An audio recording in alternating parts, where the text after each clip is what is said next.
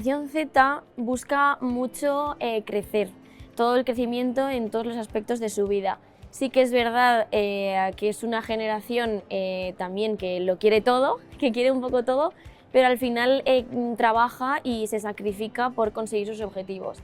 Es decir, si en Madrid hay las mejores escuelas de lo que quiere estudiar o de lo que quiere trabajar, los mejores referentes, los mejores mentores, las mejores empresas, pues se va a ir a Madrid, que es normalmente en la ciudad donde están ese tipo de oportunidades, para poder crecer. Pero ya no es solo profesional o académico, sino también personal, de poder tener más capacidad de conocer más culturas, de conocer más gente.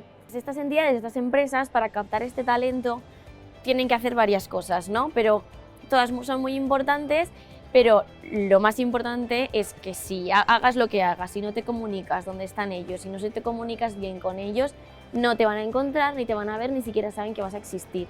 Entonces, primer tip, estar en las plataformas que ellos están, es decir, Instagram, TikTok, incluso ahora YouTube se está volviendo a poner de moda.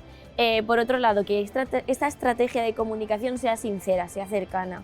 Tienes que contar un poco tu historia, contar lo que haces y que conecten contigo.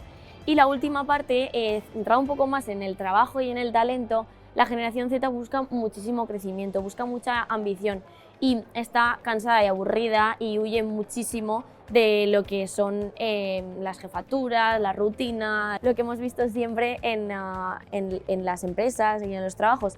Entonces ellos buscan oportunidades, buscan que tú le confíes en ellos y que tengan el valor de mostrarte de lo que son capaces, así que darles a ellos la oportunidad de dirigir una pequeña cosa para estimular un poco su creatividad.